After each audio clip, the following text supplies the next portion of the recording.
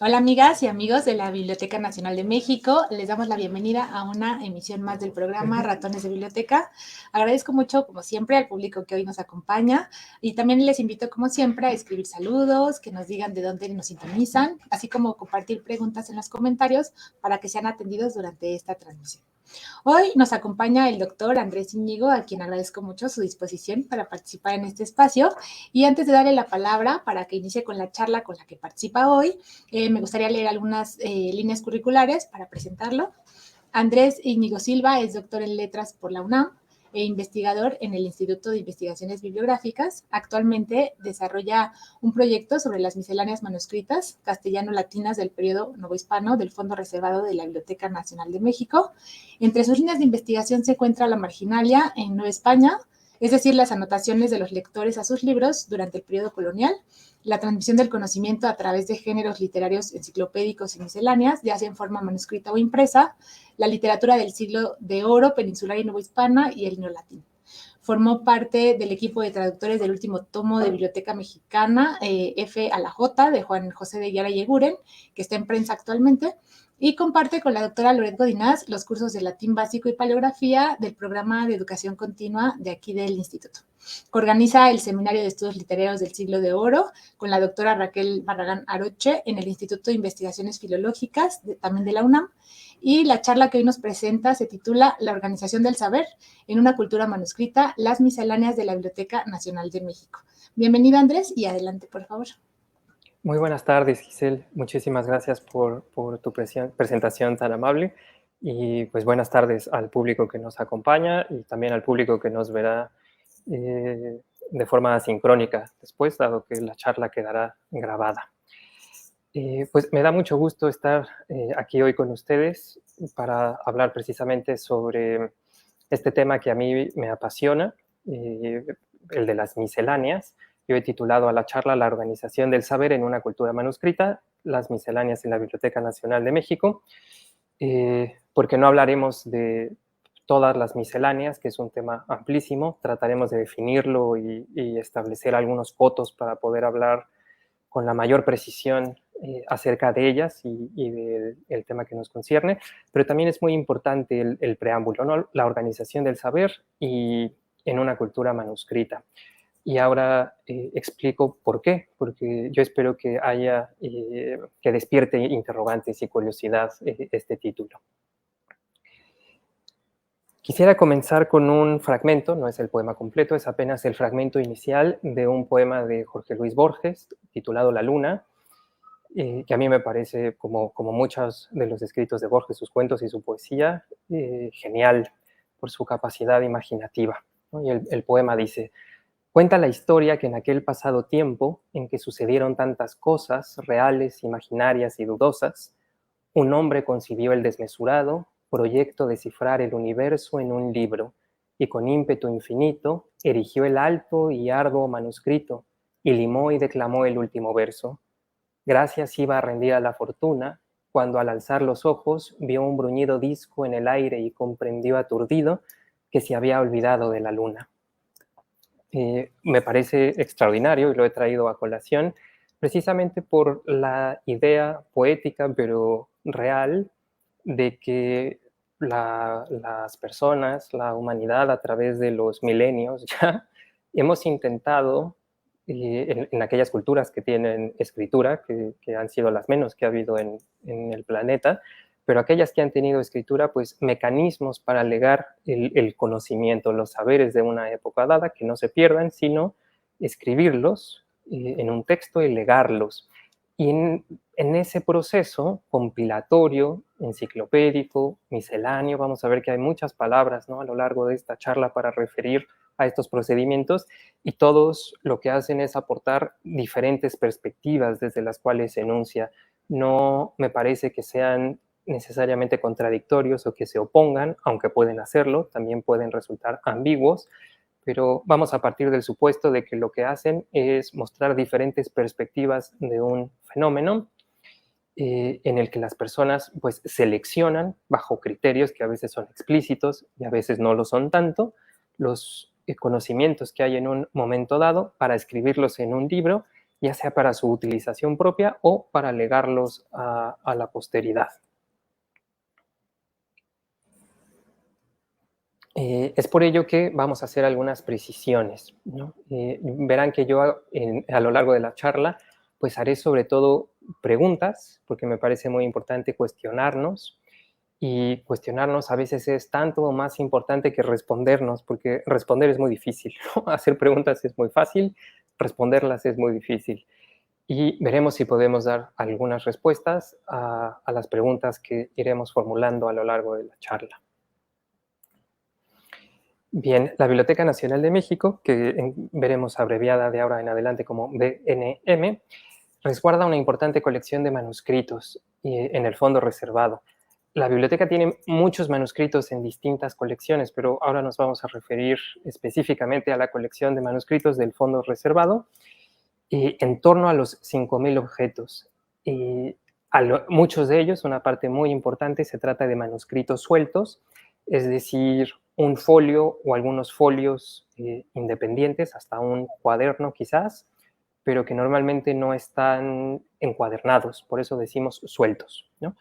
Y eso se opone, por otro lado, a alrededor de unos 2.000 libros manuscritos. Es decir, un libro, como lo conocemos en su formato de códice o de códex, digamos igual a un impreso, pero escrito de forma a mano y encuadernado, ¿no? Conformando una unidad. Ya veremos un poquito más adelante qué tipo de material se encuentra compilado ahí. Entonces, esa es una primera distinción. Los manuscritos sueltos, sobre los que no vamos a hablar, y por otro lado, el libro manuscrito, que es el que me interesa ahora, y un subtipo del libro manuscrito, el libro misceláneo. Los temas de los que vamos a tratar a lo largo de la sesión los he dividido tres, como pueden recordar del título. Por un lado, la organización del saber. Por el otro lado, hablaremos un poquito para comprender la cultura manuscrita en tiempos de la imprenta, porque todo el tiempo, bueno, he mencionado que se trata del Fondo Manuscrito de la Biblioteca Nacional de México y pues sabemos que los españoles que conquistaron el territorio que ahora es México en 1521, pues trajeron con ellos la cultura escrita. Y en 1521 la imprenta llevaba ya 70 años de desarrollo. Entonces, los españoles que vinieron, y europeos podríamos decir mejor en términos generales, trajeron consigo su cultura de forma oral, por supuesto, pero también de forma escrita. Y esos escritos eran tanto impresos como manuscritos, pero mayoritariamente impresos, ¿no? Porque a partir de 1521 la cultura impresa ya era avasallante, ¿no? Por la facilidad con la que se puede reproducir un texto de esa manera, a diferencia de la copia manuscrita. Aunque esto va a tener reparos, ¿no? Vamos a hacerle precisiones un poquito más adelante. Y finalmente, el último apartado versará sobre específicamente algunas misceláneas que están en la biblioteca, simplemente para dar algunos ejemplos y que no se quede todo en la teoría. Bien. Vamos a hacernos una pregunta que a veces podemos pensar que está dado, que podemos responder con facilidad, pero en realidad es muy ardua, ¿no? ¿Qué es el saber o los saberes, o también lo podremos llamar el conocimiento en una época dada? Y es una respuesta muy relativa, ¿no? Muy, muy difícil de responder, porque el conocimiento, aquello que es importante conocer, pues dependerá de la época, por supuesto, y dependerá de los intereses profesionales y de las disciplinas. Entonces, quizás pueda existir un consenso general respecto de qué es el saber, pero cuando intentamos definirlo, pues empezamos a esquematizar mucho y a fragmentarlo, y termina siendo pues algo muy relativo que depende de uno u otro punto de vista. Hay que decir que las compilaciones manuscritas se popularizaron en el Renacimiento a partir de humanistas que también tuvieron una faceta pedagógica importante, como Erasmo de Róterdam o Luis Vives, quienes en sus escritos recomendaban la compilación de cuadernos ordenados de citas o reflexiones de interés que podrían ser utilizadas en escritos posteriores. Eso es importante. Siempre va a haber un fin, ¿no? Una utilidad pragmática. Es decir, nada más transcribir en un cuaderno porque sí un dicho memorable, un aforismo, transcribir una cita o presenciar a lo mejor un acto ingenioso entre dos personas y transcribirlo, quizás un chiste, ¿no? Y solo tenerlo ahí para regodeo personal no es muy útil. La idea es siempre que uno escriba o transcriba esas citas con la idea de introducirlo en los propios escritos posteriores. Entonces vemos cómo hay una especie de ciclo que no se cierra, en la que los cuadernos manuscritos de este tipo compilan información para a su vez ser usados en otros escritos, y a su vez quien lea esos escritos pues podrá extraer de ahí lo que le parezca pertinente para copiarlo de nuevo a otro manuscrito y así sucesivamente, ¿no? A lo largo de todos los siglos en los que funcionó esta manera de legar la cultura. Yo sé que es una cita un poco larga, pero es muy interesante, entonces me voy a permitir leerla, ¿no? Erasmo recomendaba en su libro sobre la abundancia de las palabras y las cosas, o las palabras y las ideas, los conceptos, él decía para conformar este cuaderno de notas: por lo tanto, quien haya decidido aprovechar la lectura de todo género de autores, pues esto debe hacer sin duda por lo menos una vez en la vida quien quiera ser contado entre los eruditos, primero preparará la mayor cantidad de temas que pueda. Los dispondrá en parte por los géneros y subgéneros de vicios y virtudes, en parte por aquellos que son modelos ejemplares entre los hombres y aquellos que suelen servir muy frecuentemente en el arte de la persuasión, y convendrá ordenarlas según el grado de afinidad u oposición, pues los temas relacionados entre sí llevan naturalmente a otros relacionados, y la memoria es incitada de manera semejante por contrarios. Entonces sé que hay mucha información aquí, vamos a explicarlo. Lo que quiere decir Erasmo es que cuando uno toma notas o uno recopila citas, lo ideal es hacerlo de forma sistemática, ¿no? Si uno carece de sistema, pues tendrá una mezcolanza de cosas y no sabrá en dónde está nada, y al final eso pues no resultará tan útil. A lo mejor es útil, solo no será tan útil, no es óptimo. Entonces, desde la Edad Media, pero a partir del desarrollo de la imprenta y en el Renacimiento será muy exitoso, pero desde la Edad Media ya existía la idea de organizar estas colecciones de citas o de extractos de libros por tópicos, y los tópicos los elegía uno en primer lugar. Entonces uno hacía una lista de tópicos y después los iba ordenando a lo largo de todo un cuaderno en blanco, ¿no? Antes de transcribir cualquier cosa, uno ponía los tópicos. Entonces, inicialmente puede parecer un poco absurdo porque a uno se le ocurren tópicos y no sabe si va a haber información para ellos o no. Cuando uno revisa estos manuscritos, se da cuenta de que existen muchos tópicos para los que no hubo citas. Hay normalmente muchas hojas en blanco porque de ciertos temas pues nunca apareció nada que transcribir. Bueno, eso es a lo mejor algo negativo, pero tenía la parte positiva de tener de antemano ya un cuaderno sistematizado, listo para recibir toda la información que fuera de interés. Y a su vez, estos tópicos uno podía dividirlos por géneros y subgéneros. Normalmente lo que se recomendaba en la época era precisamente los vicios y las virtudes. Recordemos que muchos de los letrados entre los siglos XVI y XVIII, que no es una cultura laica, sino al contrario, una cultura profundamente religiosa, sobre todo en la península ibérica y en la Nueva España, que es un trasplante de la cultura ibérica. La sociedad es muy religiosa y los letrados aún más. Entonces, la gran mayoría de la producción de la producción escrita de los intelectuales novohispanos se trata de miembros de órdenes religiosas, ya sea clero secular o regular. Y también vemos un interés muy importante en modelos ejemplares de hombres, en los que podemos recordar a varones célebres de la antigüedad, ¿no? Como filósofos o oradores clásicos. Pensemos en Cicerón o en poetas como Ovidio o Virgilio, quienes eran modelos de elocuencia.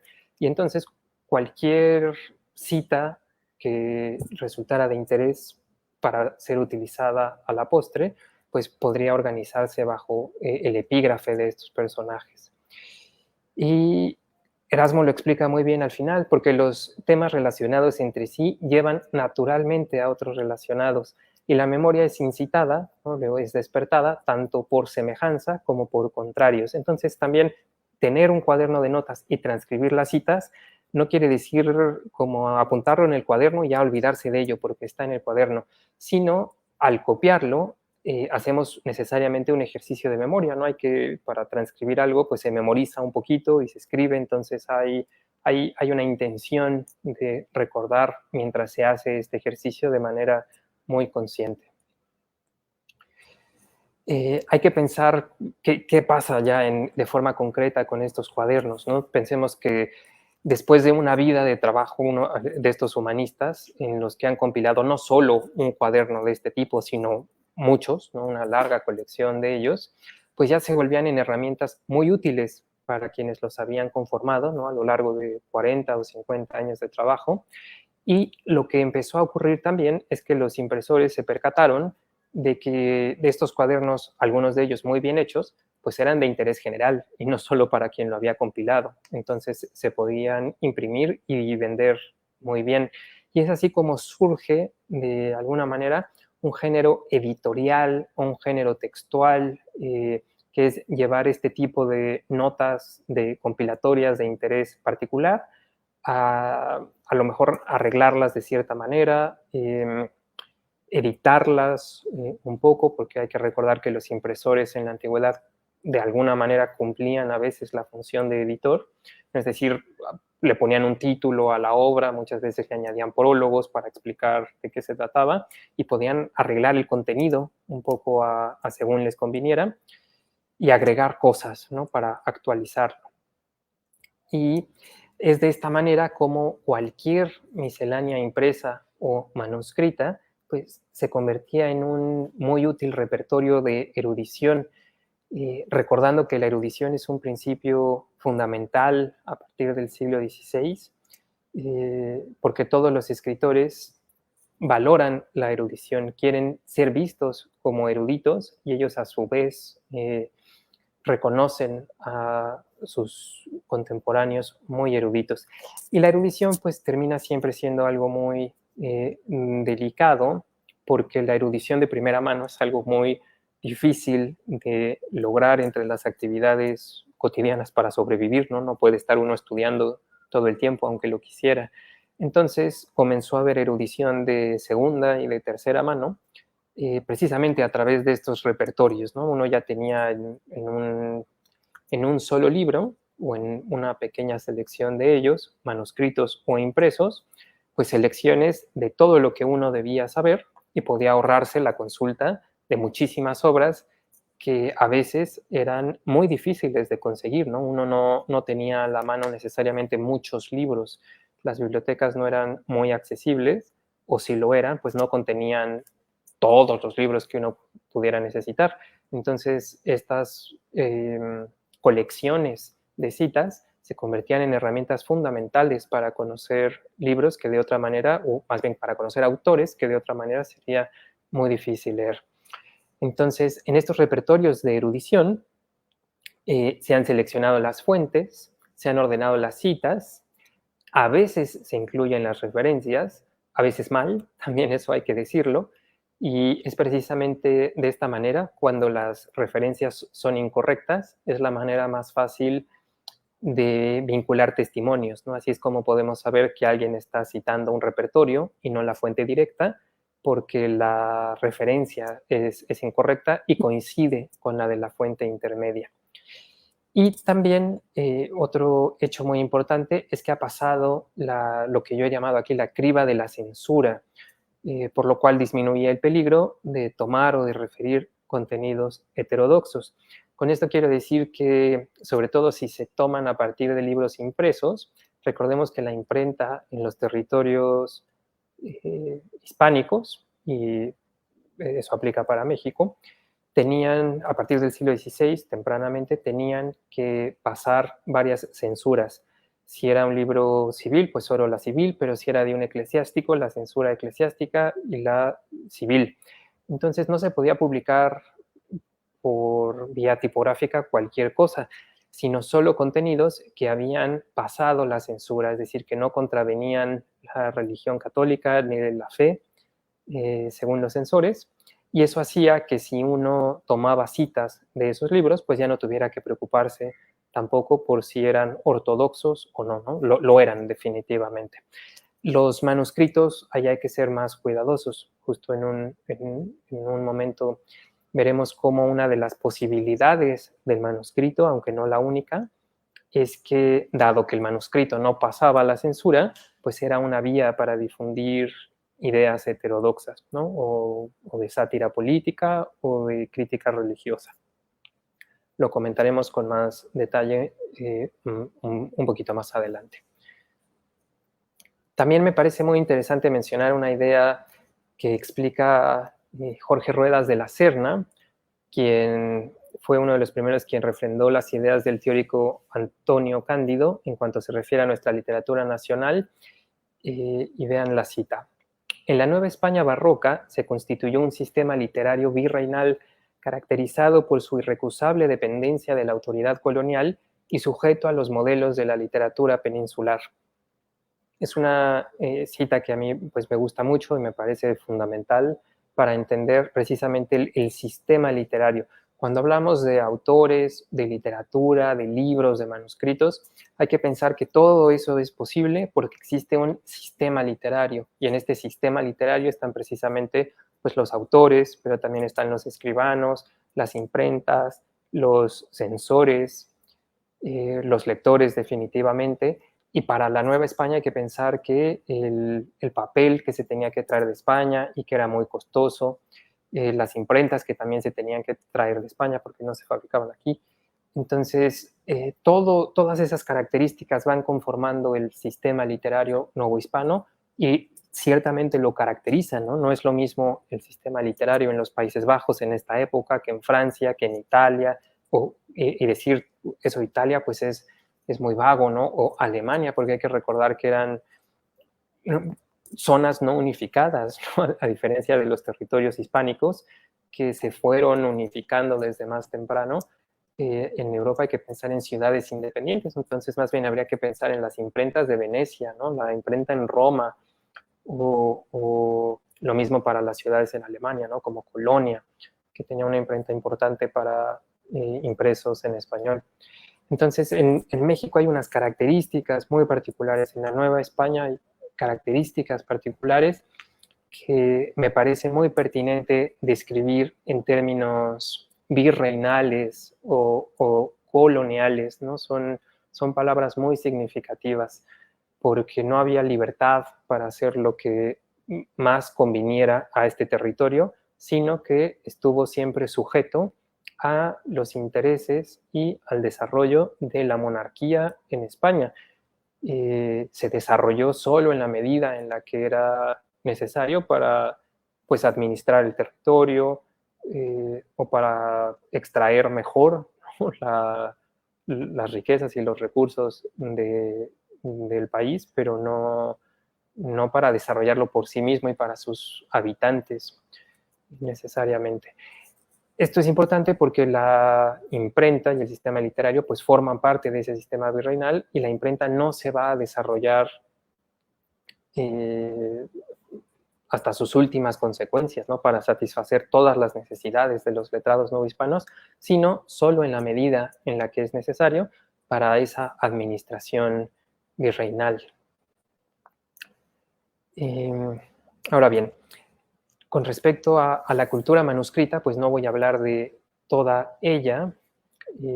Es muy importante decir que se ha desarrollado, sobre todo en las últimas décadas, a partir de la historia del libro, que ha cobrado una importancia muy relevante como este desarrollo de las microhistorias, pues la del libro ha resultado en una historia cultural interesantísima que ha brindado mucha luz y mucha información a otros ámbitos de la cultura, y el libro manuscrito pues forma parte de esta historia del libro.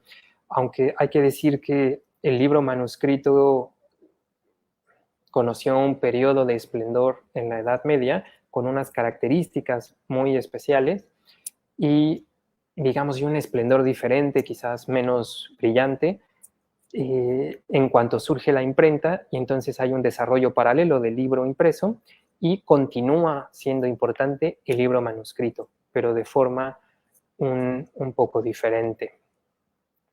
Desde el ámbito literario, los manuscritos han tenido su importancia como transmisores de textos, ya que muchas veces se encuentran en otros manuscritos y también en impresos, lo que conocemos como testimonios, ¿no? Cuando un texto ha sido copiado en varios manuscritos y a lo mejor también ha sido impreso, cada una de esas apariciones es un testimonio, y a veces los manuscritos tienen cierto valor porque transmiten un testimonio, o es decir, una versión de cierto texto, aunque para muchos de ellos pues se considera que la versión de imprenta es en algunos casos, es la última versión autorizada del autor y por lo tanto la más cercana a su intención.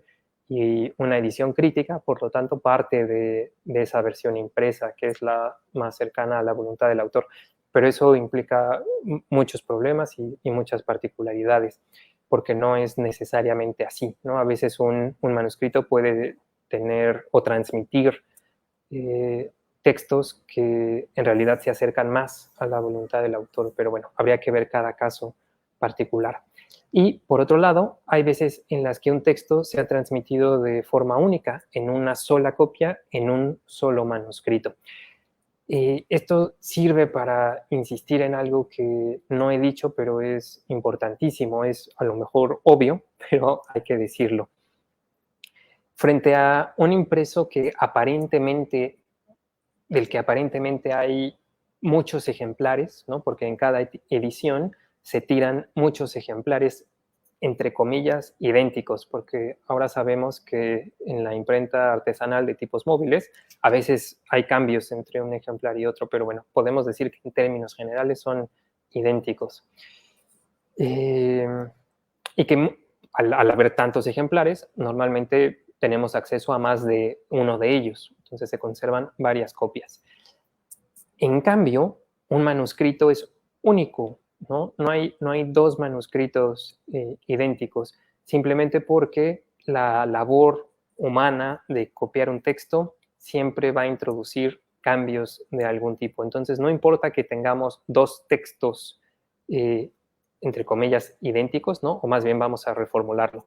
Dos manuscritos que transmitan el mismo texto van a ser diferentes necesariamente, ¿no? Por un lado, en su materialidad, ¿no? Los manuscritos son singulares en su encuadernación, probablemente en cómo están constituidos los cuadernos, en el tipo de papel que utilizan, en el tipo de letra, en el tipo de tinta, si transmiten un solo texto o más textos, todo eso va a brindar información y va a cambiar cómo se relaciona un texto dependiendo de qué otras obras lo acompañan. Entonces no podemos dejar de recalcar que los manuscritos son únicos y que cuando decimos manuscrito nos referimos de manera un poco ambigua tanto al libro que lo transmite como al texto que contiene, y que en esa realidad pues ese libro manuscrito es único e irreemplazable. Bien, bueno, pues esta lámina comienza precisamente con esa insistencia. Y bastaría añadir que la codicología es la disciplina que se dedica específicamente al estudio de los manuscritos. Y también es importante decir que es una disciplina pues relativamente reciente, ¿no? A pesar de que hay otras disciplinas que estudian lo manuscrito, una de ellas es la paleografía, que es la disciplina que estudia las escrituras en desuso, ¿no? por explicarlo a grandes rasgos. Entonces, escrituras que se han utilizado en la antigüedad y que hoy en día están en desuso, ya no se usan, y que en algunos casos, no en todos, pero en algunos casos, son difíciles de leer normalmente por las abreviaturas utilizadas o por el trazo de las letras, que ya no estamos habituados a ellas, sobre todo a la cursividad, ¿no? A cómo se unen unas letras con otras, y hay que aprender de nuevo a leer esas letras. Entonces, la paleografía sí es una disciplina que tiene varios siglos de existencia y en algún momento, junto con la diplomática que estudia los documentos, pues se encargaban del estudio de lo manuscrito. Y solo muy paulatinamente ha ido surgiendo por necesidad propia de catalogadores y de paleógrafos y de historiadores del libro antiguo y de la cultura, pues una disciplina propia que estudie exclusivamente el libro manuscrito y dé cuenta de forma pormenorizada de todas sus características. Y esto lo ha hecho solo a partir del siglo XX la codicología, y solo muy reciente, yo diría incluso en el siglo XXI, que ha logrado establecerse como tal con unos principios muy claros como disciplina independiente y ya no como una herramienta ancilar o como una disciplina secundaria que apoya otras disciplinas. Pero esto es importante para ver lo reciente que es y por lo tanto el mucho trabajo que falta por llevar a cabo para comprender cabalmente los manuscritos de la época moderna, que solo muy recientemente han comenzado a estudiarse en todos sus aspectos materiales y en la relación precisamente entre los aspectos materiales del libro manuscrito y el texto que contiene, porque siempre hay una íntima relación entre estos dos elementos. Bien, vamos a decir ahora algunas cosas sobre la importancia del libro manuscrito, del ámbito manuscrito, en la época de la imprenta, porque a veces es fácil dar por sentado algunas cosas que no fueron tan así, ¿no? Siempre hay que relativizar. Entre el siglo XV y el XVIII, como ya había yo adelantado, era muy común que hubiera manuscritos, libros manuscritos, y que corrieran de mano en mano. En las obras literarias del periodo, sobre todo del siglo XVII, el Quijote es un ejemplo paradigmático de ello, aparecen constantemente manuscritos, ¿no? Cervantes juega incluso con ello, diciendo que el mismo Quijote no es un texto que encontró tirado en la calle y a partir de ahí es uno de los hilos de la historia. Y conforme los personajes tienen su trayecto y van pasando por posadas y por distintos sitios y se encuentran con otros personajes, pues aparecen muchos tipos de obras manuscritas, tanto novelas como otros libros, como cartas, que por supuesto todas son manuscritas. Entonces es una importancia mucho más grande de la que podríamos pensar a priori quizás. Hay que decir que se trata tanto de un complemento de alguna manera como un competidor del libro impreso, porque hay algunas cosas manuscritas que era mucho más ágil, o más, perdón, algunas obras que era mucho más fácil transmitir de forma manuscrita que de forma impresa. No hemos dicho que la impresa tiene que pasar un largo proceso de censuras y además era costoso frente a una copia manuscrita que se podía hacer, digo, si el texto no era excesivamente largo, pues relativamente rápido, ¿no? Y sobre todo si uno no necesitaba un gran número de ejemplares, esto podía hacerse con bastante eficiencia, porque llegó a estar profesionalizado así como tenemos los scriptoria medievales, primero en los monasterios, después secularizados en torno a las universidades. Hay que decir que los escribanos siguieron siendo muy necesarios para la sociedad, incluso en estos siglos en los que ya había imprenta. Por eso es usual ver en las obras especializadas sobre el tema, leer que el manuscrito se refuncionalizó, ¿no? Antes de la imprenta cumplía unas funciones, después de la imprenta tuvo que cumplir otras. En algunos casos siguió cumpliendo las mismas, pero en otros pues tuvo que dejar unas por adaptarse a otras. Y es usual leer en obras literarias de la época o en documentos frases como correr manuscrito, obras que corren, libros de mano, y lo podemos constatar así en inventarios de las bibliotecas antiguas.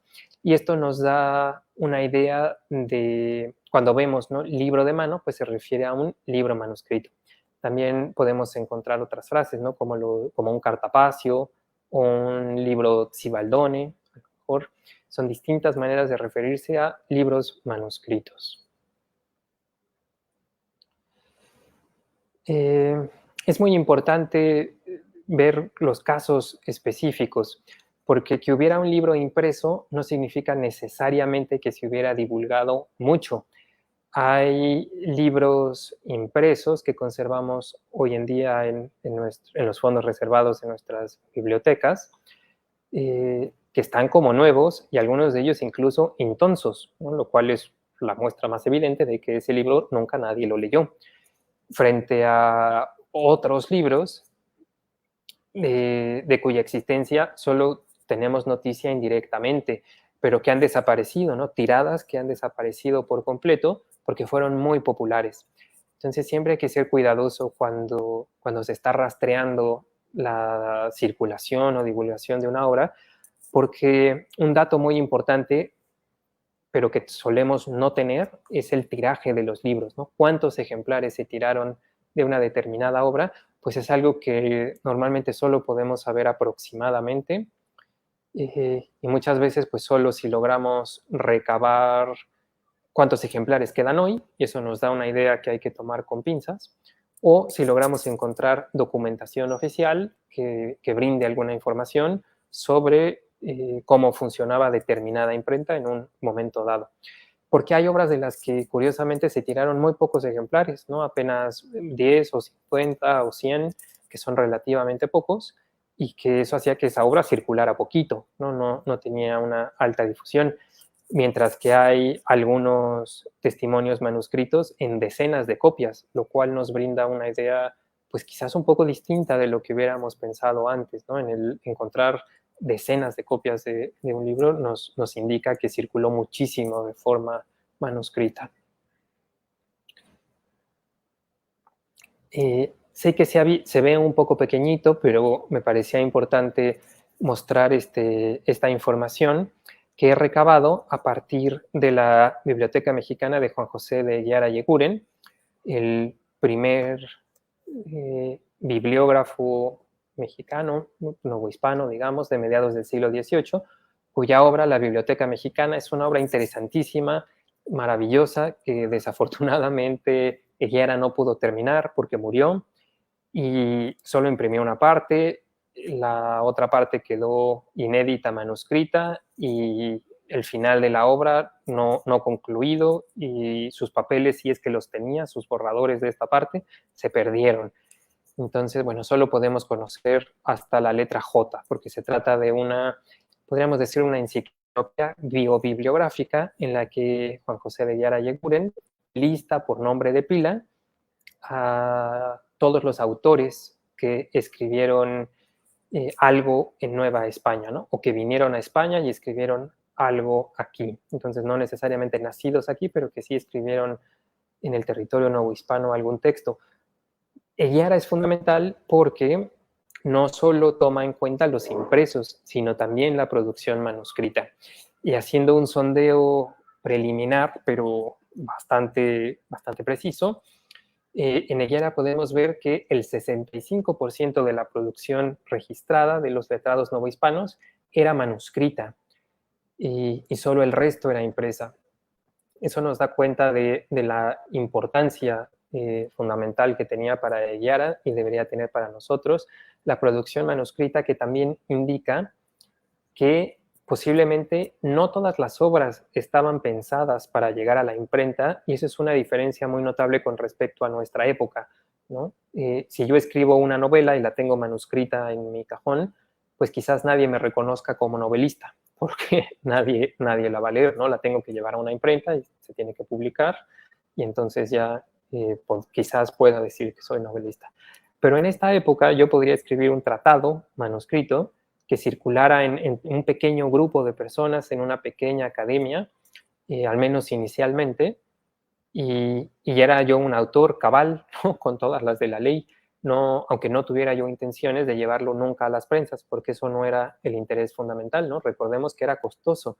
Entonces, normalmente una institución, en la mayoría de los casos, una institución religiosa tenía que pagar el costo de la edición y los impresores imprimían una obra porque ya estaba pagada, ¿no? No había un riesgo para ellos en la impresión, o un riesgo relativamente pequeño, ¿no? No iban a recuperar su inversión vendiendo ejemplares, sino que ya había sido costeada por quien la mandaba a hacer.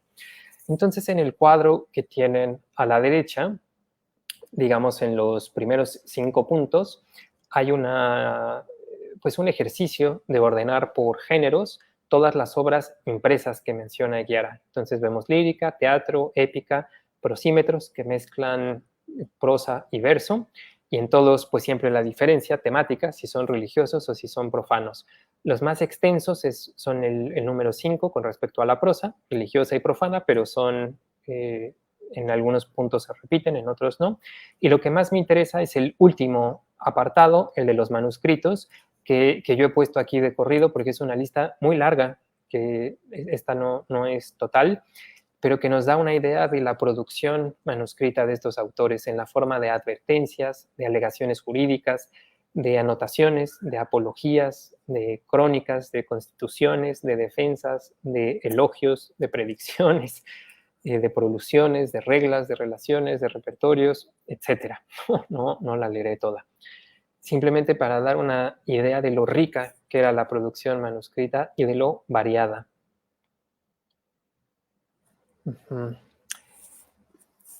Como decía también hace algunas diapositivas, esto se trata de una actividad cíclica, ¿no? En la que una persona leía en un texto manuscrito o impreso, pasaba a su vez a su manuscrito, que podía a su vez pasar a otro manuscrito impreso, y así sucesivamente. Uno tendería a pensar que los impresos se leían y los manuscritos se transcribían, ¿no? Que nadie leía obras enteras en manuscrito o cuadernos manuscritos ajenos. Esto es incorrecto, ¿no? Sabemos que se leía en manuscrito y sabemos que hay obras que circulaban de forma manuscrita por diversas razones. Hemos dicho que a los autores no les interesaba a veces imprimir porque era complicado y caro, o porque solo querían llegar a determinados lectores. No era tan específico que no era necesario generar muchos ejemplares, sino solo unas cuantas copias o una sola que circulara. También porque querían evitar o evadir la censura, o a veces conseguir una copia impresa era muy difícil y se copiaba a mano para ponerla en circulación. Y esto nos sorprende hoy en día un poco, pero bueno, claro, porque nosotros tenemos fotocopias, pero en esta época la única manera de hacerse con un texto impreso que uno no tenía, si es que comprarlo era imposible, pues era solicitar una copia manuscrita a un escriba profesional o hacerlo uno a mano. Lo normal es que lo hiciera un escriba con una letra cuidada y consistente. He puesto aquí simplemente un ejemplo, entre otros tantos, el manuscrito 570 de la Biblioteca Nacional de México. Es una copia manuscrita de la traducción de un libro francés, cuyo título es Dios solo, o Congregación para los intereses de Dios solo, de Enrico María Budón. El libro se imprimió en Roma en 1676 y esta copia manuscrita, que incluso copia el pie de imprenta, pues tuvo que haber sido hecha con posterioridad, ¿no? A finales del siglo XVII o principios del XVIII. Me interesa ahora que vayamos a definir con ejemplos ya concretos, veamos algunas misceláneas de la biblioteca. Cuando decimos miscelánea, justamente pensamos probablemente en vario, en mixto, en algo compuesto. Me interesa la acepción número 4, que a nosotros nos toca principalmente porque la usamos, ¿no? La tienda pequeña de la esquina a veces es una miscelánea, ¿no? Así la referimos. Pero en la acepción tercera también dice obra o escrito en que se tratan muchas materias inconexas y mezcladas. Y esta es interesante porque veremos que pues es la que ha sido utilizada para describir el libro misceláneo. Hay 3 perspectivas fundamentales, no las únicas, pero sí fundamentales, para las que este adjetivo latino se ha introducido hacia, digamos, el área de la bibliología o de la codicología. Por un lado, desde la historia literaria como un género textual, ¿no? Decíamos que cuando llega, que ya existía como género manuscrito, pero cuando llega a la imprenta, pues se difunde aún más, ¿no? Incluso lo podríamos llamar ya género editorial a partir del siglo XV. En segundo lugar, la catalogación, la catalogación de obras en una biblioteca. Y en tercer lugar, la codicología. Para mí es el más interesante porque es el que estudia de forma más específica y especializada estas obras. Desde la historia literaria como género textual, hay un investigador, Arthur Barr, que en 2015 expuso de manera pues, muy interesante algunos de los problemas que suscita pensar en una miscelánea y en que reflexionemos sobre la pertinencia o no del término, ¿no? Porque la palabra miscelánea ofrece una forma práctica, aunque ambigua, de designar un libro manuscrito que contiene muchos textos, ¿no? Eso es lo que vamos a entender inicialmente como una miscelánea. Además, podríamos añadir cuyo contenido muestra un alto grado de variedad, y esa variedad puede estar en el lenguaje, en los actores, en los géneros, en las formas literarias, entre otras. Entonces, en términos de historia literaria, una miscelánea es un libro manuscrito que contiene muchos textos variados, y esa variación puede ser por muchas razones. Es interesante que en español, al menos, según el investigador Rafael Malpartida, él refiere que Pascual de Gayangos, al editar la obra manuscrita Varia Historia de Luis Zapata, bajo el título Miscelánea, en 1859, el término miscelánea comenzó a ser empleado en español para referirse a obras compilatorias producidas entre los siglos XVI y el XVIII. Aquí vemos precisamente cómo un editor, Pascual de Gayangos, le da el título a una obra que ya lo tenía, ¿no? Ya se llamaba Varia Historia esta obra, pues el editor le pone miscelánea.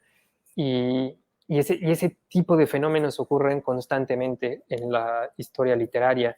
Entonces vemos que hay un empalme continuo entre la intención de los autores, entre los editores, entre los lectores y, por supuesto, entre los críticos literarios, todos abonando desde distintas perspectivas al saber, al conocimiento, y a veces, en lugar de aclarar, oscurecemos, ¿no? Generamos, intentando ser más precisos, si uno no es cuidadoso, pues se generan varios términos para referir un mismo fenómeno, o se utiliza un mismo término para referir varios fenómenos, que es lo que ocurre con el concepto de miscelánea.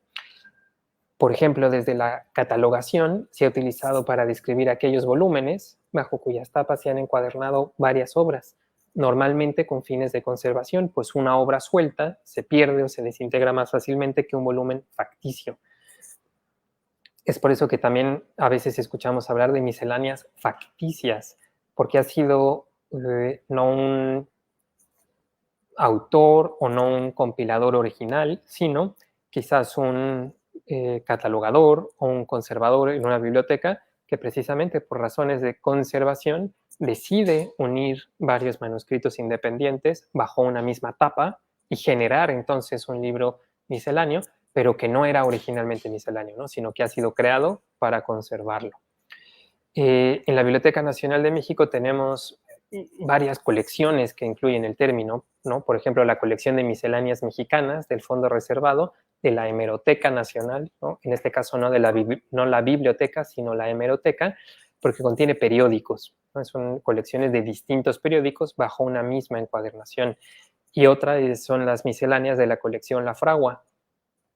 José María La Fragua donó parte de su biblioteca a la Biblioteca Nacional, casi al momento de su creación, y él mismo fue su director, y es un material riquísimo para conocer, digamos, los impresos sueltos del siglo XIX.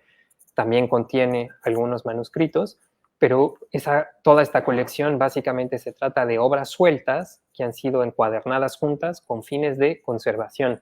A veces hay un principio rector que define la encuadernación, a veces es temática, ¿no? Todos estos impresos sueltos tienen que ver con cierto tema y quedan unidos. Pero a veces son otras las razones. Desde la perspectiva de la conservación, conviene más bien encuadernar juntos todos los que sean del mismo tamaño, ¿no? Porque así pues, es una encuadernación homogénea y el peso queda distribuido. Entonces, habrá que ver caso por caso cuál ha sido el factor determinante para llevarlas a cabo.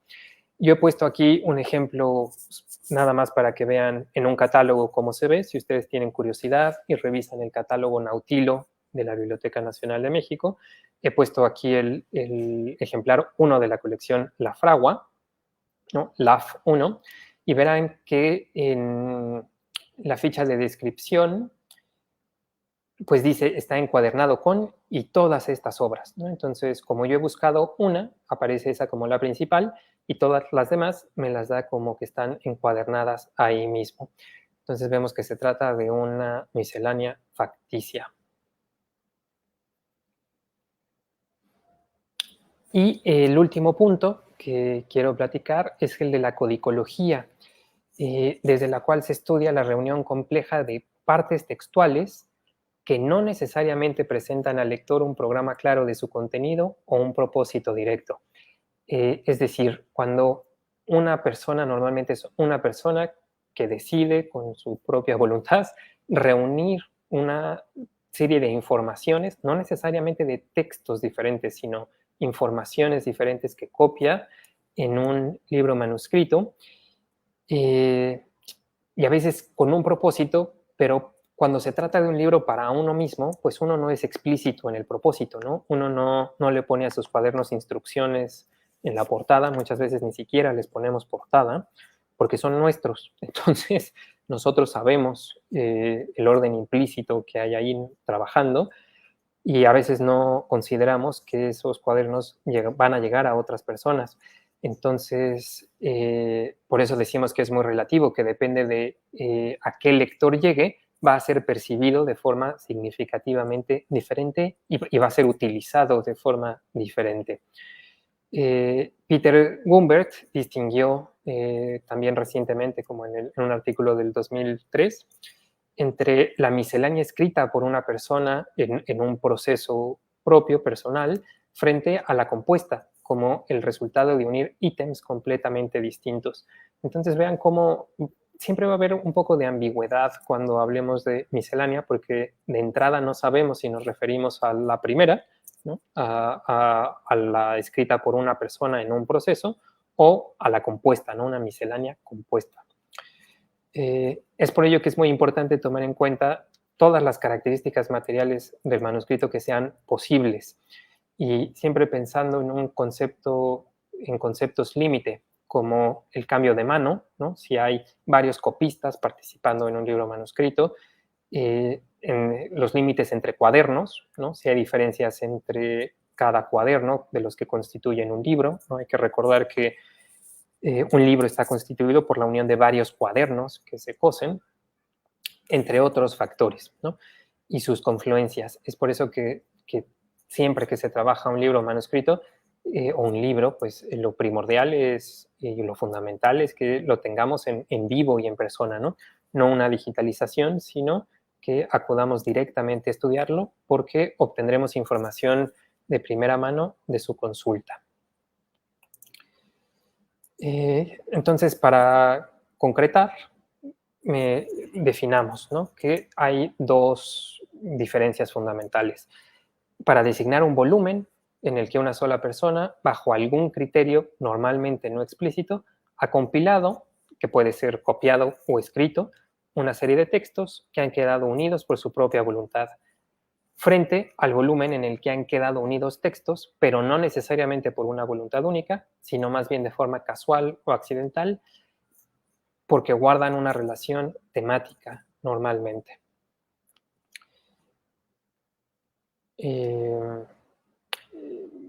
Voy a avanzar un poquito para ver llegar a los ejemplos. Entonces, me interesaba llegar a este que es el número 1 que quiero presentarles, el manuscrito número 24 de la Biblioteca Nacional. Ahí tienen una foto de su encuadernación. Es un manuscrito pequeño de apenas 60 folios y 24 por 21 centímetros. Es anónimo, como bueno, serán muchos de estos cuadernos misceláneos. Entonces, eso nos va dando poca información, ¿no? Para acceder a quién lo compiló, por qué lo compiló, para qué lo compiló. Son preguntas muy arduas de responder. No tiene nombre de compilador o autor por ningún lado. El título, apuntes varios, aparece escrito muy tenue en la portada. Aquí no alcanza a verse. y participan dos manos con dos tintas diferentes, quizás fue escrito en dos momentos. Vean cómo comienza esto, se ve la guarda en donde está el código de barras, la clasificación anterior y el inicio, el folio 1 recto del manuscrito. Como muchos de estos, habíamos dicho que tienen hojas en blanco para ir rellenando poco a poco, pues siempre existe la duda de si el papel estaba disponible o no, o qué tan disponible estaba en Nueva España. Sabemos que era un bien escaso y costoso. Entonces, para algunos personajes quizás había suficiente papel, pero para otros probablemente había escasez. Entonces, este manuscrito con tantos folios en blanco fue mutilado en algún momento y se le recortó todo el papel en blanco que se podía aprovechar. No sabemos si también en esa operación se quitó parte del texto. Y también por ello teníamos pues, menos información de la que contenía originalmente. Hay dos tipos de entradas en este manuscrito, una como las que vemos aquí, arriba dice Atalanta, me parece, o Atlanta, y abajo hay un esquema con los números antiguos de los romanos. Entonces va a tener dos tipos de entradas, digamos, como la primera, que hay un tópico, una palabra que indica un tema, y después se ha copiado de algún lado que no se menciona esa fuente, se ha copiado un cachito de texto, y otro tipo de entradas que son como las segundas, ¿no? En las que más bien hay algo temático y pueden ser varias páginas de texto. Esto ha hecho que entre las entradas cortitas haya también textos más largos como borradores de sermones. Lo que es interesante de las entradas del primer tipo, como la que tienen aquí, que ha quedado pues muy pequeñita, ¿no? Pero el tema a la izquierda y subrayado dice miscelánea. Habrá una parte en español en la que quien copió aquí dice que Plinio refiere que las personas que vivían cerca del nacimiento del río Nilo estaban sordas por el ruido que hacían las cascadas y hay como pues un pequeño comentario respecto a eso. Después cita a Hipócrates y un aforismo de Hipócrates sobre la fiebre y la sordera, y luego abajo añade información sobre un enciclopedista, un humanista que escribió una obra enciclopédica, que es Conrad Licóstenes, pero no hay, al menos en la primera parte, no hay ninguna referencia hacia dónde está tomada esta información, salvo los autores clásicos como Hipócrates, que está citado en latín, y Plinio. Y sabemos que al menos Plinio no era muy citado de forma directa, y esto es una traducción además. Y lo que ha sido interesante descubrir, por ejemplo, para esta obra, es que todas las entradas con tópico han sido tomadas de una obra intermedia que no ha sido referida, y se trata de un sermonario, el de Manuel de Guerra y Rivera, de finales del siglo XVII, cuyo título es Oraciones varias consagradas a María, que satisface perfectamente aquellas exigencias que mencionaba yo en un momento al inicio de la charla, de citar de un libro impreso que ha pasado la censura, que está repleto de citas en las que aparecen con referencias, y a pesar de que es un sermonario, funciona como una obra de erudición, como una obra de referencia prácticamente. Y nuestro compilador se ve que está leyendo ese libro y extractando por tópicos todo aquello que le parece de interés para conformar sus propios escritos con posterioridad. En segundo lugar, les quiero presentar los Stromas Sacroprofanas de Juan Bautista Elorriaga, un manuscrito de 1695. Sabemos biográficamente poco de él. En este caso sí tenemos al autor, sabemos que era poblano, sabemos que de joven fue jesuita y luego fue expulsado de la orden por contravenir la disciplina probablemente. Y tristemente solo tenemos el último tomo, aparentemente el último, el tomo 4 de esta obra, pero no los tres primeros, que ya desde el siglo XVIII estaban perdidos. Y pues es una lástima no conocer su paradero, porque en este cuarto tomo hay referencias constantes a los tomos anteriores. En este caso se trata de una miscelánea religiosa. Vean el título tan curioso, ¿no? De Stromas. Y eso hace referencia a una obra, bueno, por un lado a una obra de un padre de la iglesia, Clemente de Alejandría, que escribió él mismo unos stromas también, pero el significado de esta palabra griega es el de como un entretejido o como un edredón hecho de pedacería, ¿no? De muchas telas, una especie de mosaico. Y pues se trata simplemente de un uso metafórico de una miscelánea, ¿no? De una obra que contiene retazos de muchas cosas, que está constituida por muchas partes. En este caso es un solo texto, ¿no? A lo largo de 393 folios, en tamaño folio, es decir, es un libro grande, de 30 centímetros de alto y pues casi 400 folios de ancho, pero está escrito a una sola mano, por un solo autor, con una voluntad autoral o de un compilador, si quieren, que ha reunido a lo largo de mucho tiempo información diversa en torno a la oración Padre Nuestro, ¿no? Todo este libro es un largo comentario en torno al Padre Nuestro que sirve de excusa para hablar de cualquier otra cosa. Entonces, está organizado en 522 párrafos que tratan sobre muy diversos temas, siempre con el fin último de comentar algún aspecto del Padre Nuestro, entre comillas, porque hay algunos párrafos que no lo mencionan de ninguna manera. Es muy interesante. Yo les he puesto aquí la transcripción del primer folio, ¿no? Aquí lo tienen en manuscrito y aquí ya editado.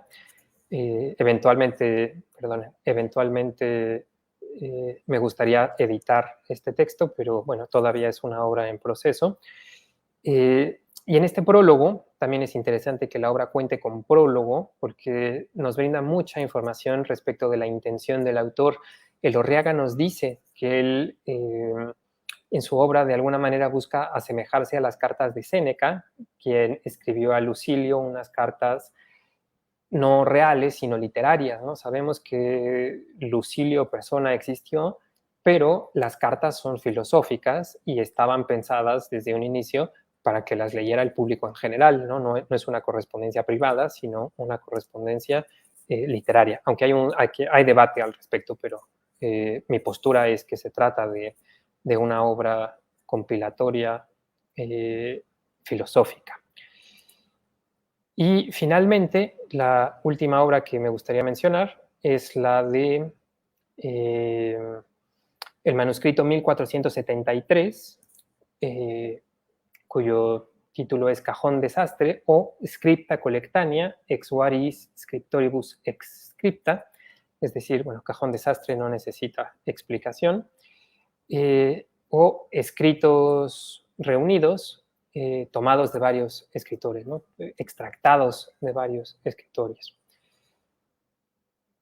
Vean lo transparente que por el título, que también es difícil saber si es original o si es posterior, cuando menos lo de Cajón Desastre parece que se añadió con posterioridad al título latino. También esto tiene sentido porque esta miscelánea, sus contenidos están completamente en latín y es explícitamente una miscelánea que reúne en 23 secciones fragmentos de distintas obras de gramática para aprender latín. Podemos decir de alguna manera que es una antología especializada para el aprendizaje de ciertos ámbitos de la lengua latina. Uno de ellos muy importante para la época, recordemos el valor de la erudición del que ya hemos hablado, era en el latín el dominio de lo que se conoce como differentiae o los sinónimos. Es decir, en latín a veces hay palabras que parecen ser sinónimas, pero no lo son. Se parecen mucho o en su ortografía o en su sentido, pero se usan con matices ligeramente distintos y hablaba muy bien de uno que pudiera utilizar con soltura estas palabras que parecían ser sinónimas, pero que no lo eran, ¿no? Y si uno sabía con precisión su significado, entonces las podía usar con precisión. Les he puesto aquí un stema, desafortunadamente ha quedado muy pequeñito, pero vean cómo al centro dice ipse, que quiere decir yo mismo, y a partir de uno mismo, las generaciones hacia abajo, pues cómo se llama el hijo, el nieto, el bisnieto, etcétera, todo en latín, y hacia arriba, ¿no? Quién es, pues, el padre, la madre, el abuelo paterno, el tío paterno, y así, ¿no? Como toda la estructura familiar que podía ser muy compleja en latín, pues para conocerla con precisión y poder manejarla con soltura al momento de escribir un texto. También es interesante que este libro cuenta con un índice al final, ordenado alfabéticamente, que para nosotros es evidente, pero el índice y su ordenación en orden alfabético es algo que solo paulatinamente se estableció como lo más adecuado para poder consultar los contenidos temáticos de un libro.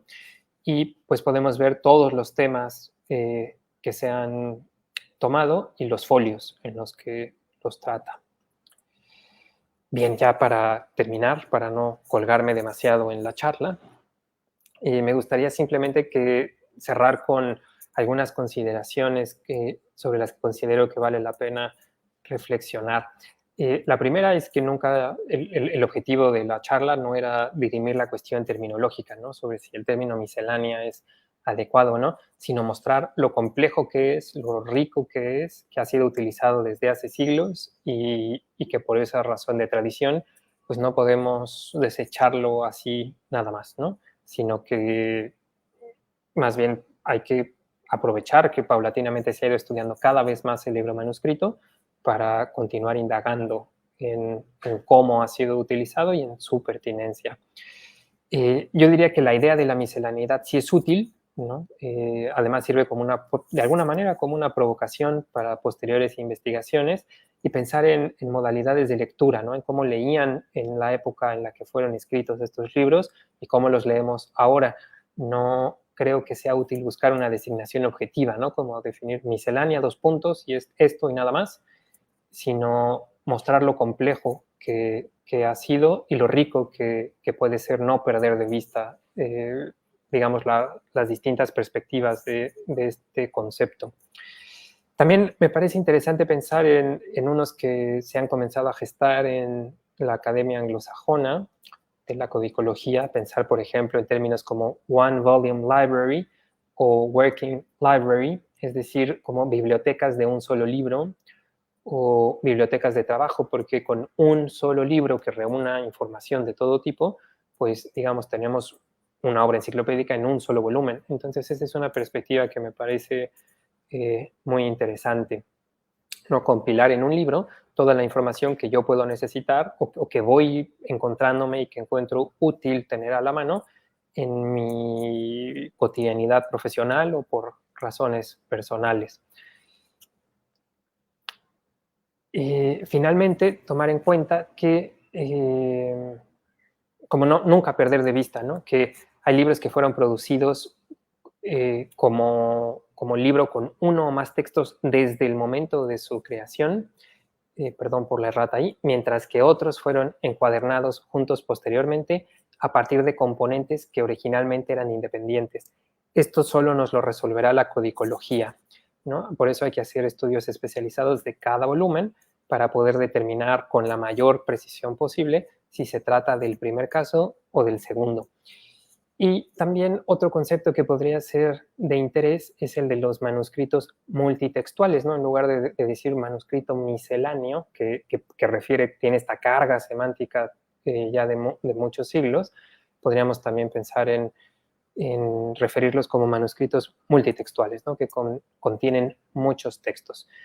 Sin embargo, como la codicología es una disciplina que estudia desde el libro antiguo al medieval, al moderno, en muchas regiones del mundo, específicamente o mayoritariamente en Italia, en España, en Francia, en Reino Unido, en España, en México también. Hay que pensar en los manuscritos prehispánicos, que son todo un ámbito muy especializado.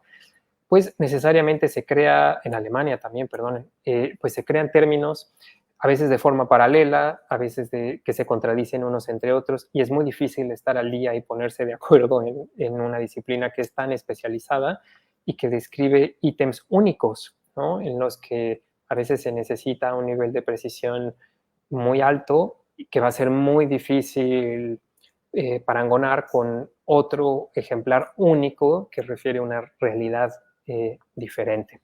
Entonces, simplemente para tomar en cuenta esa dificultad. Y pues me gustaría mostrarles las referencias que he utilizado primordialmente para la charla, y con eso termino. Muchísimas gracias. Muchas gracias, Andrés, por esta amplio y erudito, pero también súper interesante recorrido sobre un tema que da para mucha reflexión en muchos sentidos, ¿no? Me encanta que iniciaste diciendo, bueno, vamos a hacer muchas preguntas, pero no todas las vamos a responder. Y pensaba, en primer lugar, la miscelánea como una manera de aprender el conocimiento en los dos sentidos, en las dos acepciones, ¿no? Aprender con una ortografía y aprender con otra, porque es un proceso de aprendizaje, no quiero ser muy redundante, de adaptar este aprendizaje, ¿no? Lo decías al principio, la memoria, ¿no? Agilizar la memoria, y que hoy en día es un proceso que usamos para la parte del conocimiento, por ejemplo, para hacer una tesis, ¿no? Esto que decías, ser ordenado, etcétera, pero siento que la miscelánea es una manera de aprender, pero también es una manera de transmitir, ¿no? En esta primera sección, ¿qué nos puedes comentar sobre eso? Gracias por tu pregunta. Sí, a mí me parece que es un universo muy interesante, que claro que se ha perdido de alguna manera, ¿no? Uno cuando ahora tiene que hacer una tesis, pues tenemos que tomar clases de metodología de la investigación y el seminario de tesis, en el que nos enseñan a usar, digamos, mientras más creativo sea el profesor, a lo mejor es mejor, porque todos tenemos diferentes maneras de aprender, a veces con fichas bibliográficas, haciendo notas en cuadernos, haciendo notas en la computadora. Yo diría que cada quien ahí tiene que ser lo más sensible y creativo de qué es lo más adecuado para uno, para desarrollar un sistema que le funcione a uno para poder trabajar y llevar a cabo un trabajo escrito como una tesis o cualquier investigación. Creo que es algo que precisamente en la escuela ya nos enseña, ¿no? Ya uno toma apuntes como puede, sobre todo en la educación superior, ¿no? A partir de la secundaria y en adelante en la universidad, nadie le dice a uno cómo tomar apuntes, ya se entiende que cada quien sabe hacerlo, y sin embargo, pues no vemos que todos funcionamos de maneras distintas y precisamente aprendemos de maneras diferentes. Creo que los humanistas tenían una conciencia muy precisa de todo el conocimiento que ya sabían que era inabordable en su misma época, y por eso ellos, pues hombres sensibles e inteligentes, desarrollaron estrategias para que sus alumnos, porque muchos de ellos fueron profesores para subsistir, desarrollaron métodos que ayudaran a sus discípulos en organizar esta información, y se dedicaron muchas obras a este propósito. Yo creo que las misceláneas es nada más una perspectiva de estas posibilidades. Súper interesante. Y quería preguntarte también del principio, de estos cuadernos que hacían temáticamente, por ejemplo, ¿no? Que decías, primero ponen los temas y ya luego llenan los apartados y pues había temas. ¿Qué tanto esos temas están ya prehechos o es intuición de quien va a hacer el cuaderno o es interés, ¿no? O sea, porque a veces pues leemos un texto y a unas personas extraen una cosa por interés personal, pero otras personas del mismo texto extraerán otra, ¿no? Entonces, esta lógica de hacer temáticas, ¿cómo se decidía? Pues se fue construyendo poco a poco. Me parece que es muy importante también a veces o veamos que hay cosas que vienen de muy antiguo. Por ejemplo, estas listas de tópicos para los libros misceláneos existen desde la Edad Media con personajes como Tomás de Irlanda, quien escribió el mismo Un Florilegium, y a veces sí, pues se lo podemos otorgar ciertas responsabilidades o ciertos créditos, ¿no? A personas en particular, y él es uno de ellos porque él escribió un florilegio ordenado de esta manera, en el que seleccionó citas jerárquicamente de la Biblia, de los padres de la Iglesia e incluso de autores clásicos. veremos que dependiendo del interés y la formación, por ejemplo, humanistas que privilegiaban el conocimiento de los clásicos, pues solo recopilaban citas de autores clásicos, y entonces había ciertos tópicos, por ejemplo, todo lo que tiene que ver con el cristianismo, pues que no necesitaban y podían dejarlos de lado. Pero si era uno un estudiante, un fraile menor de una orden religiosa, pues lo que más interesaba eran los vicios y virtudes, y a lo mejor lo más importante era la Biblia, ¿no? Ni siquiera los padres de la iglesia. Y de los clásicos no había ni una cita, porque esos eran paganos y no había que tomarlos en cuenta. Entonces, sí hay flexibilidad. Digamos que hay modelos de estas listas de tópicos, y dependiendo quién fuera uno y qué necesidades tuviera. Un ámbito del que yo no hablé aquí, o dos ámbitos que son muy, muy importantes, es el ámbito del derecho y el ámbito de la medicina, ¿no? Los estudiantes de derecho canónico o civil tenían que manejar muchísima información y muchísimos códigos extensísimos, ¿no? Entonces ellos son responsables en buena medida del desarrollo de estos sistemas. En el ámbito especializado se conoce como epitomizar, ¿no? Como hacer epítomes, seleccionar, resumir y reordenar para hacer manejable un conocimiento que es muy amplio.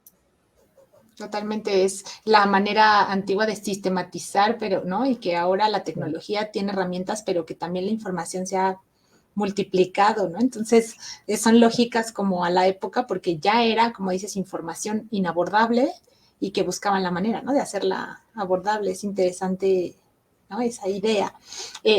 Voy a leer algunos comentarios. Bueno, hay más saludos. Max Domínguez dice, buenas tardes a todos. Montserrat Bae dice, bravo, saludos al doctor Andrés. Guillermo Gómez dice, hola, buena tarde. Y tenemos una pregunta de Juana Herrera. Dice, ¿hay escribanos reconocidos? ¿Existió como gremio? ¿Qué nos puedes comentar? Pues sabemos que había escribanos, pero yo creo que esa es una parte que todavía nos falta conocer con mucho más cuidado, porque por los fondos que tenemos disponibles, los manuscritos que se encuentran en la Biblioteca Nacional, voy a expresarlo de esta manera, han sobrevivido, yo diría, casi de milagro, ¿no? Por la compleja historia del territorio nacional desde las guerras de independencia, todas las guerras que hubo en el siglo XIX e incluso la revolución a principios del XX. Es decir, hubo mucha inestabilidad, y eso, la inestabilidad a la cultura le hace mucho daño. Y la Biblioteca Nacional se fundó a partir de la nacionalización de los bienes eclesiásticos. Entonces, buena parte de los manuscritos que tenemos, del libro manuscrito que tenemos y de los libros que constituyen el fondo de origen, pues, los libros antiguos, provenían de los conventos y de los colegios de las órdenes religiosas. Eso nos brinda una visión parcial de todo el conocimiento, de toda la cultura letrada de la colonia. Hay que pensar que la Biblioteca Nacional nos muestra la cultura de la Ciudad de México y de sus entornos y de los religiosos. E incluso de eso se perdió muchísimo, que se dispersó y cuyo paradero ahora adivinamos, pero no tenemos a nuestra disposición.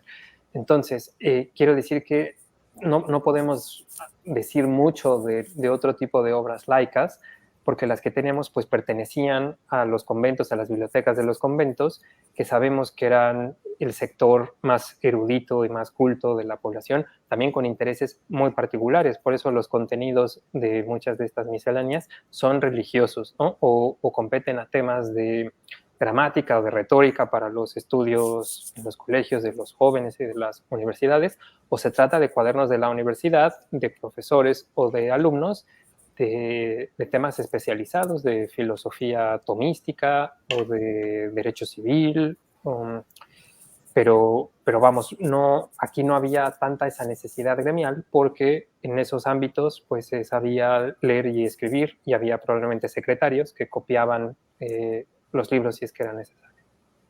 Claro, como que el trabajo también de escribano podía intuirse que era un trabajo como común si estabas en el ámbito, o sea, cualquier estudiante podía ser escribano, pero no llevaba el nombre, ¿no? Como autor, aunque había especialistas, porque se ve, ¿no? Hasta en las letras, que se dedicaban, ¿no? Como copistas. Bueno. Claro, podemos pensar en que los escribanos más bien estaban en el ámbito documental, cuando había que copiar un documento oficial, Y entonces ya no estamos en el ámbito librario de los libros, sino en el de los documentos oficiales, y más bien ahí hay que pensar en toda la documentación que se encuentra, por ejemplo, en el Archivo General de la Nación, en donde nos constan los nombres de todos los secretarios, porque parte fundamental de un documento es que está fechado, entonces eso sí, todos tienen lugar en el que se hicieron, fecha en la que se hicieron, y la firma y el nombre del secretario que puso eso por escrito. Pero eso compete al ámbito documental. De acuerdo. Okay. También tiene otra pregunta Juan Herrera, así que de una vez aprovecho para decírtela. Dice, ¿la transición entre el libro manuscrito y el impreso se puede equiparar a lo que pasa en la actualidad de la transición entre el libro impreso y el digital? Pues es una pregunta muy interesante y yo creo que de este tipo de preguntas que se va a quedar sin respuesta porque es muy difícil de decirlo. Creo que más que responder, pues yo daré mi opinión que expreso así, ¿no? Yo creo que se pueden equiparar de alguna manera en el sentido de que se está refuncionalizando cómo leemos. Yo pienso sobre todo en libros de entretenimiento, como novelas, ¿no? Que por ejemplo que uno solo va a leer una vez probablemente, a menos que la estudie. Mucha gente ya prefiere leer las novelas en lectores digitales por una razón de acumular, ¿no? De ya no acumular libros que no va a volver a leer. También ocurre una cosa interesante, es que los manuscritos de la antigüedad, ¿no? No el libro manuscrito del que yo hablé en formato códice, sino los que tenían el formato de rollo, ¿no? En volumen, que se envolvían, pues esos se parecen bastante a lo que hace ahora uno scrolleando la pantalla, ¿no? Que la pantalla puede ser infinita. Entonces es curioso cómo algo que existió a los inicios, ¿no? Uno de los ejemplos más tempranos que tenemos de formas de transmitir textos, pues se ha vuelto a instaurar hoy en día para los nuevos formatos electrónicos que solo de manera muy accidentada permiten esta simulación como de que pasa uno páginas, ¿no? Que algunos lo tienen. Entonces yo diría que de alguna manera, pues sí, estamos en un momento de transición extraño y sobre el que se dicen muchas cosas. Yo creo que estamos en un momento todavía muy temprano, ¿no? Hace unas décadas se decía que el libro electrónico iba a desplazar al libro impreso y que iba a desaparecer, y sabemos, porque los números así lo indican, que nunca se han editado tantos libros impresos como ahora, ¿no? Cada año se imprimen más. Entonces, no parece que haya una merma, sino que al contrario, ¿no? Probablemente lo que esté haciendo, más que competir, sea complementar, ¿no? Y enriquecer otra manera de acercarnos a la lectura, de tenerla, de preservarla, de compartirla, y cuyas consecuencias solo paulatinamente veremos, ¿no? Y lo que es interesante es que el público juega un papel determinante. Si los lectores se sienten a gusto leyendo de esta manera, proliferará, y si no, pues no será comercialmente exitoso y desaparecerán algunos formatos, algunos géneros. Sí, súper interesante. También tenemos una felicitación de Elia Botello. Felicidades al doctor Andrés Íñigo por esta interesante charla. Yo sobre esto que comentabas, un poco a la mitad de la charla hacia el final, de las distintas acepciones, desde el anuncio nos advertías, ¿no? Estas acepciones distintas y que todas son muy interesantes, pero que todas tienen líneas diferentes de abordaje del misceláneo, y pensaba en el ejemplo que ponías de la colección La Fragua, ¿no? Dices, bueno, entonces son, no me acuerdo la palabra que usas, pero facticias, ¿no? Cuando son misceláneas, digamos, pensaba, La Fragua encuadernó pues los impresos que iba recopilando temáticamente por una razón, ¿no? Hay como una especie de curaduría autoral en la manera en la que están encuadernados, o pensaba en el ejemplo que ponías del restaurador o del bibliotecario de encuadernarlos, a veces es hasta por tamaño, ¿no? Porque, o por Claro, tema, pero sí. ¿qué tanto esa incidencia en el objeto, ¿no? Hablando de materialidad o de la parte codicológica, también habla, ¿no? Porque gracias a que la Fragua hizo este trabajo, ¿no? Temático de encuadernación, hoy podemos estudiar esa gran colección riquísima. Entonces, ¿cómo está ese proceso autoral que no es una miscelánea en la que hay citas escritas en un sentido, digamos, sí, manuscrito, pero que hay un trabajo autoral. ¿Qué piensas en ese sentido? No, que es interesantísimo. Justo cuando uno se acerca a un volumen misceláneo, vamos a llamarlo facticio, para nada más estar hablando de lo mismo, me parece fundamental que muchas veces uno llega a un volumen de ese tipo porque está buscando uno de los textos que contiene ese volumen. A mí me parece fundamental tomar en cuenta el volumen, estudiar el volumen completo. Si se trata de un manuscrito, apelará uno a la codicología. Si se trata de un libro impreso, pues a lo mejor a la bibliografía material o a la arqueología del libro. Hay varias disciplinas que nos ayudan. Pero me parece muy importante que estudiemos el objeto libro en su materialidad de forma íntegra, porque eso nos brinda mucha información, como tú dices, respecto a la voluntad, a lo mejor del primer dueño, de si es el dueño quien ha hecho esa encuadernación, por qué ha puesto ahí juntos esos ítems, esos textos diferentes. Y lo más probable es que nunca es azaroso, ¿no? Nunca es nadie aventando al azar unos cuadernos y decir, bueno, estos juntos, porque si no, va a haber una razón. Y el problema, y esto es lo que se puede convertir en algo muy intrincado, es dar con la razón. A veces es evidente que es el tamaño, es evidente que es el tema, a lo mejor los años, pero hay muchas razones. Entonces, lo que sí me parece fundamental es que creo que sí es responsabilidad del investigador decir que su texto está encuadernado junto con otras obras en un volumen. En estos volúmenes facticios también es muy interesante que por el formato libro y por cómo los apilamos en los libreros, en el lomo no hay suficientemente tamaño para decir todo lo que contiene uno de estos libros. Normalmente se elige una obra. Entonces también es muy interesante tomar en cuenta qué dice el lomo o qué dice el tejuelo, porque eso revela lo que parece ser el texto más importante de esa colección, lo que va a distinguir a ese volumen, que a lo mejor no es el texto que nosotros estamos buscando. Entonces sí vale la pena hacernos todas estas preguntas y ver cómo se interrelacionan con el texto que sí nos interesa. Yo estoy seguro de que de esa investigación saldrá información muy valiosa.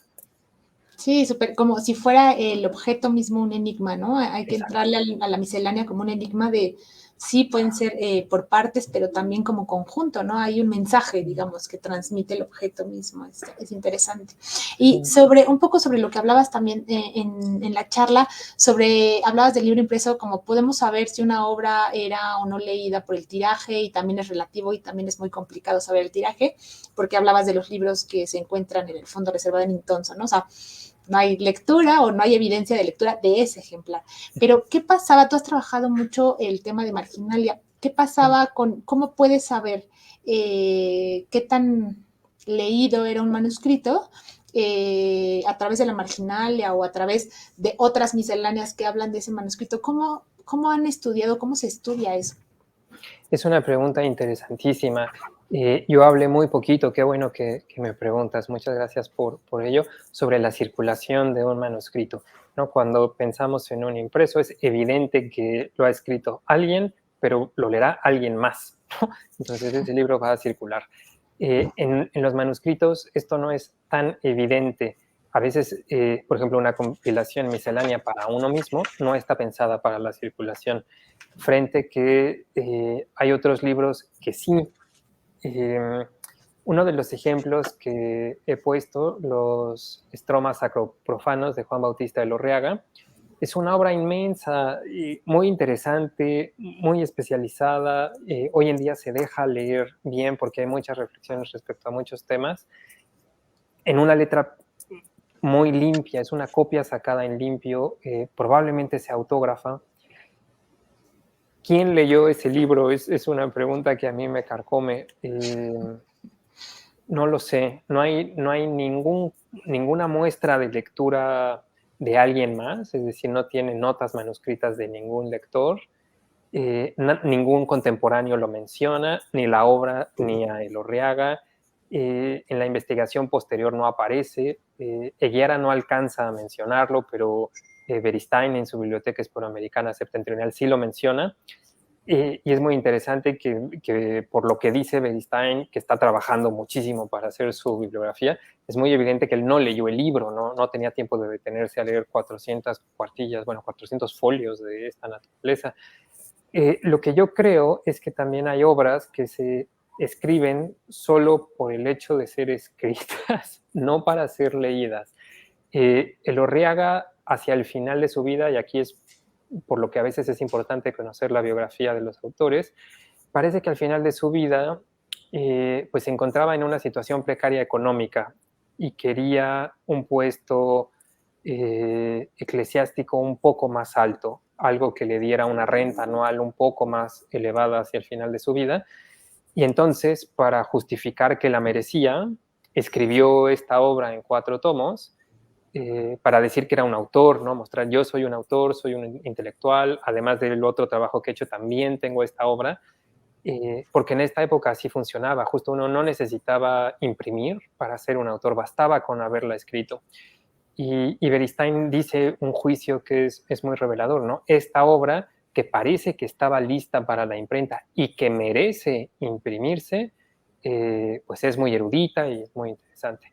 Entonces, no queda claro si estamos como frente a una obra que en algún momento sí tuvo la intención de llegar a la imprenta y por eso es una copia tan en limpio, o si más bien no, la escribió simplemente para demostrar que él era un intelectual capaz de escribir esa obra y que pertenecía a la República de las Letras y que debían otorgarle entonces el cargo que él solicitaba. Claro, qué interesante. Y es la obra que comentabas que era sobre el Padre Nuestro, ¿no? Sobre el Creo. Padre Nuestro, sí. Y ahí también bueno, no he leído evidentemente la obra, pero un poco esta parte que hablábamos al principio del interés quizá personal, ¿no? Porque decías, bueno, hay partes en las que pareciera que es del Padre Nuestro, pero luego se sale totalmente del tema, ¿no? Como dices, hasta dónde esa obra pues fue como en ese sentido personal, con este otro objetivo tangencial de conseguir el cargo, ¿no? Me parece súper interesante ese enigma de ir reconstruyendo una historia, pero 4 tomos, bueno, le debió llevar una vida entera, ¿no? Exactamente, sí, hay que preguntarnos, ¿no? ¿Cuánto tiempo toma leer eso? Pues cuánto tiempo tomó escribirlo y con toda la información que recabó al respecto y que está en limpio, entonces probablemente hubo versiones previas y esto es ya la copia final, el trabajo de una vida. Claro. Y además de este ejemplo, ¿qué otros ejemplos te has encontrado así de misceláneas que te quiten el sueño? Pues justo las que presenté son de los casos que me parecen más interesantes. Es el pequeño, el manuscrito 24, quizás no lo recalqué con suficiente énfasis, pero yo inicialmente, por lo que sabía cuando lo encontré, no que yo lo descubriera, ¿no? Sino cuando yo empecé a leerlo, pues como justamente yo tenía una serie de asunciones, como los autores en esta época son muy eruditos, esta persona está leyendo muchas obras y escribe en español y escribe en latín, y cita muchos autores clásicos, y yo decía, bueno, parece que esto es un cuaderno de notas de todas las obras que está leyendo, pero luego me empezaron a saltar eh, como cosas que no hacían sentido o a veces errores en el latín, entonces como que no parecía que la persona supiera como tan bien qué estaba haciendo, con qué objetivo,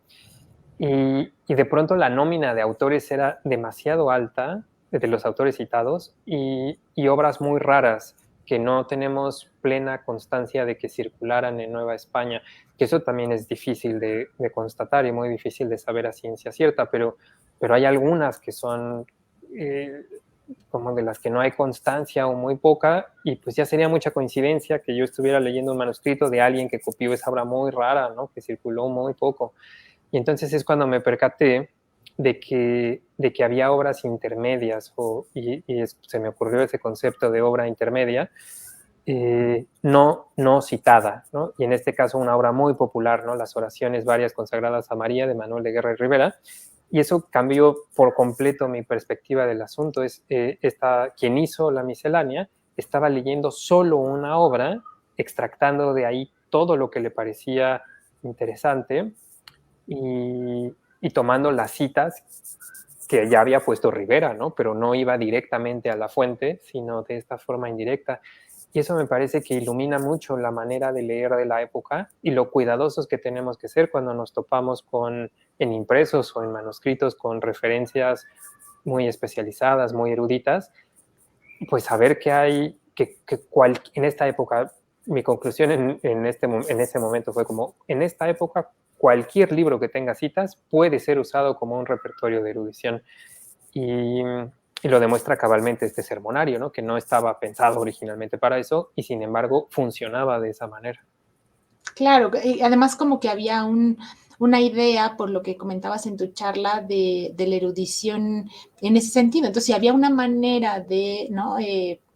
Parecer más erudito o lograr esa síntesis de información, pues era un camino fácil, ¿no? Que hoy, pues, no sé, veríamos con otros ojos desde la ética, ¿no? A lo mejor como plagio, pero era una lógica totalmente diferente, era una forma de aprender el conocimiento, ¿cierto? Cierto, y con sus contrastes, porque sí había conciencia de que se estaba citando indirectamente y había muchas burlas en la época, incluso en el siglo XVIII llegó a existir el término como erudito a la violeta, así como por encimita, ¿no? Y lo chistoso es que los eruditos y los no tan eruditos, todos usaban este tipo de repertorios porque ya estaban ahí, porque eran maravillosos, porque se editaban muchísimo, ¿no? Y tenemos o sea, que cientos de ediciones en 2 siglos de estas obras, entonces sabemos que los utilizaban y los leían, solamente tenían el cuidado de no referirlos, ¿no? De no citarlos, y así nadie podía echarles encima que no habían leído lo que decían que habían leído. Claro, súper interesante, digamos, esa otra manera, y me parece maravilloso el término de erudito a la violeta, ¿no? Como de todas maneras, cuidar esta parte de erudición, porque también es un proceso de agarrar la información muy distinto, no es lo mismo leer una obra y, ¿no? Generar un juicio a leer un fragmento de una obra, ¿no? Y pretender tener ese mismo juicio tan completo, ¿no? En ese sentido. Pero también había algo del ego, supongo es otra manera también de verlo, ¿no? Del erudito en turno que quisiera tener, ¿no? Aprenderlo. Por supuesto, claro. Pues Andrés, muchas gracias por esta gran charla. ¿Quisieras agregar tú algún comentario, hablarnos un poquito tal vez de lo que has escrito, que por cierto está en la descripción del video, pusimos algunas obras en las que él ha escrito, si nos puedes comentar un poquito de ellas? Claro, con mucho gusto. Pues yo dediqué mi tesis de maestría, que terminé en 2015, a estudiar precisamente algunas de las, por un lado, como el problema conceptual de las misceláneas y algunas de las manuscritas que hay en la Biblioteca Nacional de México y hacer una comparación entre ellas. Y como aparece en la descripción del video, he publicado algunos artículos o capítulos del libro al respecto de las misceláneas de las que he hablado aquí, que son las que mejor conozco, pero pues más bien yo le diría al público interesado que ahora me encuentro estudiando un proyecto mucho más amplio y más ambicioso, precisamente sobre cómo pensar ese concepto de miscelánea desde la tipología y lo importante que puede ser para la catalogación y la clasificación de nuestros libros manuscritos, porque un número muy alto de libros en el fondo reservado son obras misceláneas y nunca se han estudiado bajo esta mirada, ¿no? Como conceptualmente qué implican, qué obras hay ahí, quién las compiló, por qué. Y son preguntas, como he dicho, que son difíciles de responder, pero que vale la pena hacernos, porque de lo contrario estaríamos dando visiones muy parciales del universo manuscrito en la Nueva España, que en realidad es mucho más rico y mucho más complejo de lo que me parece a priori podríamos imaginar. Súper interesante, muchas gracias. Andrés, también quiero leer dos comentarios más que por ahí acabo de ver que llegaron. Isela Cariño dice gracias y Ana María Romero dice muchas felicidades al doctor Íñigo por su presentación. Gracias por ello. Pues Andrés, muchas gracias por aceptar participar en este espacio y por esta charla tan amena y ese recorrido tan erudito, hablando de la erudición de la época. Marial Jaguar dice... Gran charla, busco tus escritos, felicidades, estoy de acuerdo con lo de la toma de apuntes, es algo que desde la educación básica debería de estar muy ejercitado. Muchas gracias, Mariel, por tu comentario. Bueno, pues muchas gracias, Andrés. Muchas gracias también al público que nos acompañó hoy, que siguió esta charla con interés, y gracias por sus preguntas y sus comentarios. No me despido sin antes invitarlos, como siempre, a consultar nuestro sitio web www.bnm.unam.mx y a seguirnos en nuestras redes sociales, Twitter, Instagram, YouTube y Facebook, y por favor, a presentarse con nosotros en la próxima charla de Ratones de Biblioteca. El título es Una mirada a Carlos de Sigüenza y Góngora, erudito barroco y bibliófilo novohispano, y presenta a la doctora Nancy Fabiola Méndez López. Será el próximo jueves, 10 de agosto, a las 18 horas. Pues muchas gracias a todos, muchas gracias, Andrés, y hasta la próxima. Gracias. Hasta luego.